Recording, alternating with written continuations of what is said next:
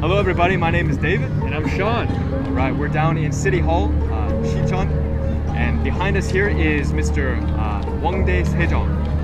He is the king who created Hangul, which is the Korean alphabet. Today is a national holiday celebrating this achievement.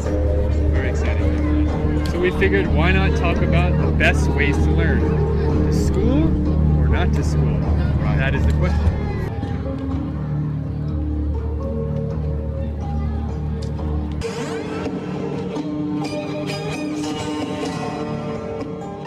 Alright guys, so we found a little space away from the madness, little park here. Yeah, a little quiet area. Where we can talk about whether it's better to go to school or study by yourself. We've both done both. Yeah. I have studied alone, I have studied at school, and Sean here is currently studying at Sogang, and so he will be representing the go to school option. I'm the school.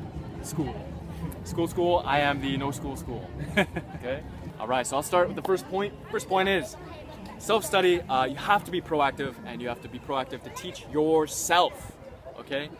In a school, you may receive information which is directed at the middle student.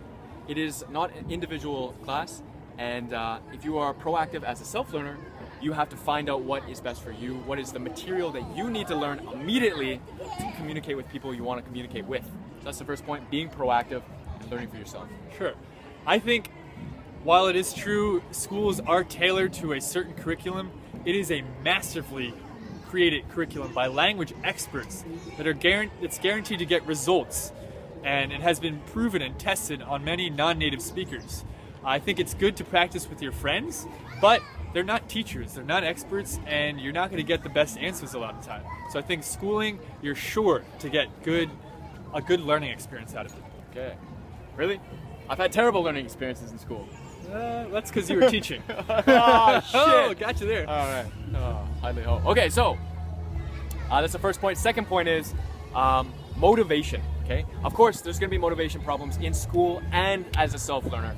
You have to be self-disciplined to be a self-learner. But I think there's something that you can cultivate, which is like a lifelong skill, which is intrinsic motivation. Getting your motivation from within because you really want to learn the language, because you want to communicate with people, because you're achieving your own set goals. This makes you want to keep going. Okay? Whereas if you're in a school, you've got grades, you've got attendance, and you don't want to fail.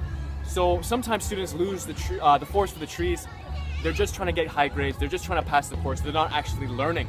This happens with kids. If you give a kid a crayon and a pencil and a paper, they will draw because they like doing it. As soon as you start giving them grades or rewards, they will stop liking the act of drawing, and they'll do it less. Okay. So I think schools, they create that kind of motivation, extrinsic motivation. I think self-study is better for intrinsic motivation, going out there, getting what you want to learn. Okay, I see what you're saying, Yeah. and it makes sense. But I will say right now, I'm not a kid. I have a 47-year-old in my class, a 35-year-old. I'm 24. I already graduated.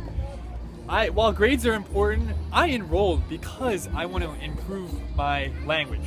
So I think the good benefit of schooling is it holds you accountable. You gotta wake up every day of the week at 9 o'clock, and you go to school every day of the week for 4 hours. Whether you're tired or sick or not, you gotta go because you spent the money. Right. So it's kind of like going to the gym. yeah, you Pay gotta money, go to the gym. Yeah, right? exactly. You pay the money, you gotta get the most out of it. So because of that, I don't really know how many self-studiers can say that they practice listening, speaking, reading, writing Korean for 20 hours a week. Going to school, I go 4 hours a day on the weekday. That's really good. I'll pay money for that, to learn from an expert for 4 hours a day. All right, that's cool. Point taken, but I'd rather do something because I like doing it rather than being whipped with marks and attendance. So let's keep going. Next point is money.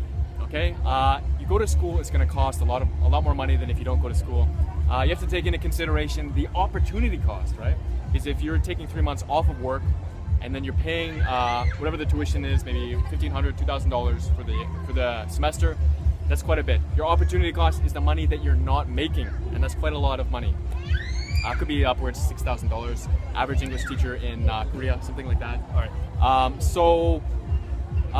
If you're studying on your own, a lot of the resources A lot of the grammar rules, a lot of the vocab is already out there. You're not getting the instruction, but it's all there free for you.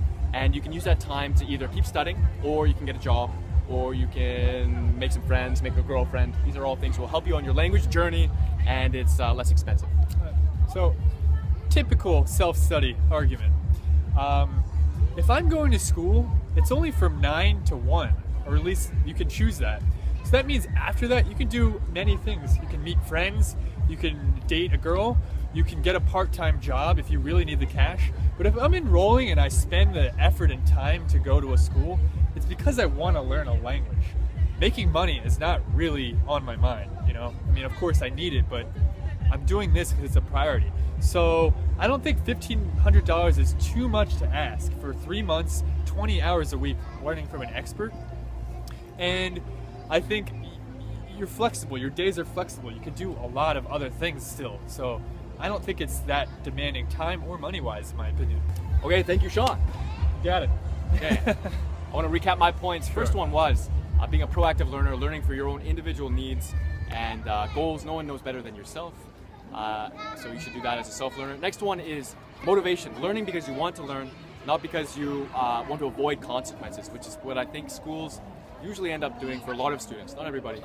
And the last point is the cost. Of course, there's a huge cost that comes with going to a school and paying for that expert who will teach to the middle students. So go ahead. Sure. My 3 points were learning an expertly crafted curriculum from a language professor, and I think that's really good. My second point was being held accountable to wake up every day, whether you're sick or not, and learn for 4 hours a day, every day of the week. And my third point was you still have time to do other things, and it's really not that expensive in the grand scheme of things. Okay, so that's it. Thank you guys for watching our video. Hopefully you learned something and got some value from our video. Sure. If you guys have anything to say about this or you want to give your opinion, put it in the comment section and we'll definitely respond to it.